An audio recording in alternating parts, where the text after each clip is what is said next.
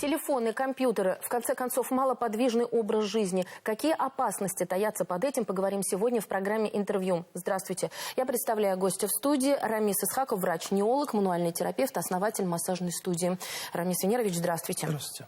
Сегодня мы с вами обсуждаем, казалось бы, вот такие достаточно классические вещи. Очень многие о них говорят. Да, это и научно-технический прогресс, может быть, и прекрасен в своем собственном виде, да, но именно на человека повлиял не особенно хорошо с точки зрения именно физического развития. Малоподвижный образ жизни, различные, что таит под собой, какие последствия есть? Ну, как раз-таки малоподвижный образ жизни ведет к серьезным последствиям, да, если это делается постоянно. То есть человек каждый день сидит по 6-8 часов, и тем самым он нагружает свою спину. Чтобы такого не происходило, да, у нас есть хорошие методики, да, это как, если сам занимаешься, это физическая активность, да, то есть это прогулки, спорт, это лечебные, да, всякие процедуры, это массаж, например, да, если уже сам не хочешь заниматься, то ты можешь обратиться к специалисту, лечь на кушетку, и он все за тебя сделает. Поэтому, да, это современная проблема, это тяжело, это как будто бы к нам таким непринужденным образом пришло, потому что 20 лет назад не было телефонов и компьютеров, да, и люди больше двигались, больше ходили. Но сейчас, когда это вот даже месячный ребенок, да, только родился, уже телефон суют, говорят, вот давай, держи телефон, лишь бы не плакал, не орал, не кричал, да. И поэтому, да, это сейчас проблема, но это решаемая проблема.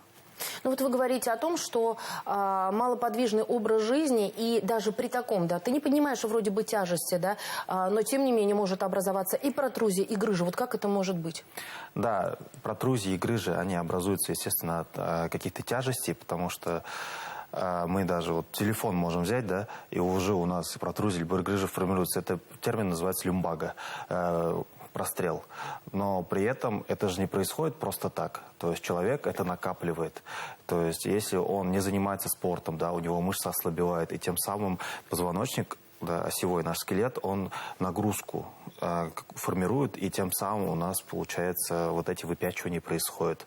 Сначала происходит пролапс, потом протрузия, потом грыжа, потом уже секвестрация. То есть у нас диск, который, да, межпозвоночный, вышел за пределы как раз-таки вот этого сегмента позвоночного, он начинает еще отслаиваться, а это уже приводит к необратимым последствиям, то есть к операции. Вот что нужно делать человеку, который ведет малоподвижный образ жизни, ну вот именно вот, ну, большинство из нас сидит за компьютером, чего греха таить. Как можно решить этот вопрос вот за рабочим местом? Пока еще, может быть, не все критично. Ну, во-первых, как я всем советую, это нужно как, да, в школе. То есть 45 минут посидел, 15 минут походил. То есть это прекрасный метод для того, чтобы немножко разгрузиться. То есть проблема современного человека, то, что он увлеченно сидит, да, и может 6 часов подряд сидеть и даже не вставать. То будь это какая-то работа, либо сериал, либо компьютерная игра, да, то есть может вообще не замечать время. Это тоже проблема, потому что нужно немножко расхаживаться, нужно ходить. Второе, это как спорт, да, то есть нагружать мышцы. Потому что мышцы, если их не нагружать, они атрофируются. Чтобы такого не происходило, нужно постоянно двигаться, нужно постоянно заниматься спортом. Это не обязательно только в тренажерку ходить, да? Это можно и прогулки всякие постоянные делать. Хотя бы с малого начинать. Час прогулки перед сном или час прогулки утром. То есть это совершенно объяснимое понятие, которое вот не обязательно пробежки, не обязательно там веса тягать, да? То есть можно начинать с малого. Ну, вы еще сказали, один из таких методов, это когда ты можешь прийти к массажисту на кушетку, лечь и за тебя все сделать. Это, конечно, и мне кажется, из серии очевидное и невероятное, потому что тебе ничего не нужно делать. Да, красиво звучит, потому что вот лег на кушетку и все за тебя сделают. Ну, во-первых, 1 час всего лишь делают, ну да, потому что час массажиста стоит дорого, да, во-вторых, это финансово. И поэтому тут уже выбираешь, либо ты идешь в качалку и пашешь, да, или идешь, выделяешь время на прогулку, либо ты час этот отдаешь массажисту. Тут время, ну, то есть уже сам выбираешь, что тебе лучше, комфортнее. Либо 1 час это, ну, нужно потратиться, либо это бесплатно, но иди сам работай. Ну, массажист это тоже, не сказать то, что это прям все, решение твоей проблемы. Не панацея. Да, не панацея. В любом случае, тебе нужно будет также и прогулки, и спорт, потому что массажист порекомендует. Потом еще обязательно заниматься еще самому. Ну, знаете, если даже это в комплексе подходить, сейчас очень много массажистов. И я не всегда уверена, да, здесь в каждом, кому ты пойдешь. Вот на что нужно обратить внимание при выборе специалиста? На компетентность. Самое главное, что он говорит. Нужно понимать и обязательно делить на два. Потому что давай вот так сделаем, давай вот так сделаем. Это такой, ну давай. То есть не надо так. Ну, у нас сейчас есть интернет, чат GPT, да, и спокойно можно его слова, да, проверить, посмотреть, так ли это. И, во-вторых, это работает, не работает. То есть сходил на массаж, ко мне приходят люди, да, которые и говорят, я была 6 сеансов у того специалиста, здесь сеансов никак не помогло. Вопрос, а почему ты после второго сеанса не понял то, что хватит уже, наверное, что-то не работает, что-то у меня не То есть после 2 сеансов должно быть что-то, извините. Уже, да, какие-то результаты должны быть. То есть первые, то есть должно полегчать. Но если до 10 сеансов не легчает, значит, что-то не так, и нужно задуматься. Вы говорили о том, что вот лично у вас есть комплексный подход, какая-то своя методика. Вот расскажите о ней, интересно. Да, у меня есть авторская методика «Здоровая спина». Это у нас в клиниках Хани делается как раз-таки. Туда входит как раз-таки мой осмотр, который я лично сам разработал. Туда неврологический осмотр, смешанный с моим опытом.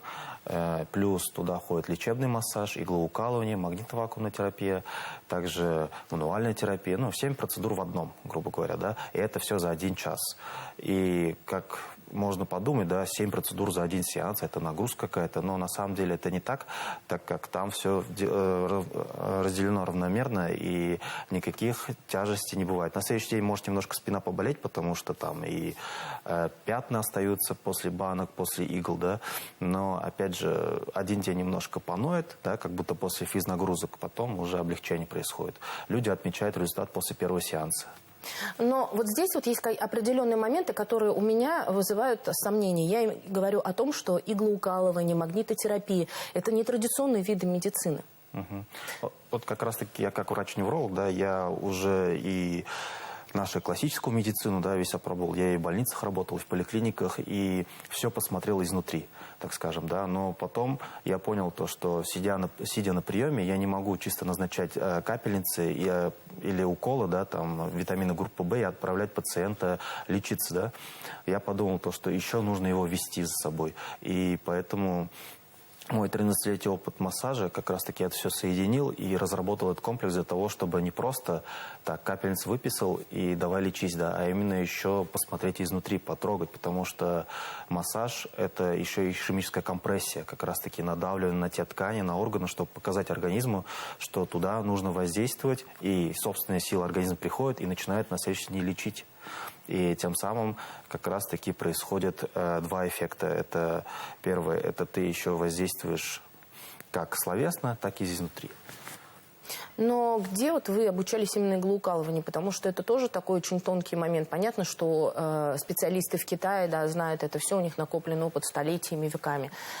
А вот наши специалисты здесь, в России, вот лично я не всем доверяю. Угу. На курсы можно записаться. То есть ко мне приходили, вообще увидел это объявление, да, у нас в соцсетях, и такой, китаец, который работает в Москве, да, в нашем именно медицинском университете в Москве, он как раз-таки приезжает по городам, ездит по городам и обучает. И это, да, сертификат международного образца. Меня заинтересовало, я пошел, поучился, и реально за 2 дня по 12 часов мы обучались, там везде кололи и как друг другу, так и своим, да, там, коллегам, и так обучались. То есть это сертификат международного образца, его можно получить, он котируется во всех странах, и это реально работает. Поэтому это все сейчас развивается. Если еще 10 лет назад иглоукалывание, только тибеты ставят или китайцы ставят, то сейчас уже можно обучиться, кто с медобразованием любому, и уже ставить. А магнитотерапия тоже эффективность не доказана? Не доказано, но она действует, потому что, да, можно, да, постоянно говорить то, что это еще не доказано, потому что, исследований мало было. И не находят люди, которые исследуют это, да, прям глубоко, прям конкретно, да, а мы практики, мы практикуем. И я то, что вижу, да, вот это работает, это и применяю. То есть это намного быстрее. Сейчас можно сидеть, да, иглы не работают, там, хиджамы не работают, еще что-то не работает, да. Но на практике, если ты видишь результат, то все работает для тебя. Хиджама – это еще одно из нововведений, которое сейчас очень распространено. Есть сухая, да, есть другой вид. Но когда она назначается, это ведь не всем, наверное, можно, есть противопоказания. Вот как понять, что иглы, магниты, хиджама, вот этому пациенту можно, а этому вот только массаж? Поэтому перед сеансом у меня всегда диагностика, осмотр. То есть я всегда смотрю. То есть назначаю не только словесно, да, спрашиваю, на что жалуюсь, что беспокоит, но еще осматриваю пациента. Именно по неврологическим симптоматикам смотрю, по симптомам натяжения, плюс смотрю по мышцам, да, то есть я всякие провожу приемы, чтобы посмотреть, в каком состоянии спина, в каком состоянии опорно-двигательный аппарат. И после этого уже назначаю какие-то процедуры. И настоятельно советую, да, нашим пациентам, если специалист перед какой-то процедурой не делает осмотр, либо диагностику какую-то, либо не отправляет на МРТ, да, если там серьезно какие-то последствия. Вот опять же, мы говорили до этого, то, что стоит ли обращаться к такому специалисту. Я считаю, что не стоит. То есть все обязательно должно посмотреться, то есть он должен проверить сначала, тогда уже делать выводы. Рамис Венерович, спасибо огромное, что вы пришли сегодня к нам в студию, рассказали о такой распространенной процедуре, как массаж, иглоукалывание, магнитотерапия, хиджам, потому что современный человек зачастую, да, готов куда угодно идти, какие угодно пилюли глотать, какие угодно капельницы красоты ставить, лишь бы самому не работать. Но все-таки один из самых действенных методов, то есть вы хотите сказать, что массаж – это не панацея от всего, нужно еще и самому как минимум немного двигаться, хотя бы нагибаться за телефоном. Правильно? Да. Спасибо огромное, что пришли Спасибо. Сегодня к нам в студию. Итак, это была программа «Интервью». Сегодня о реабилитации, восстановлении и, собственно, о своем здоровье мы говорили с Рамисом Исхаковым. Это врач-невролог, мануальный терапевт, а также основатель массажной студии. Я Роза Хабибуллина. Спасибо, что были с нами.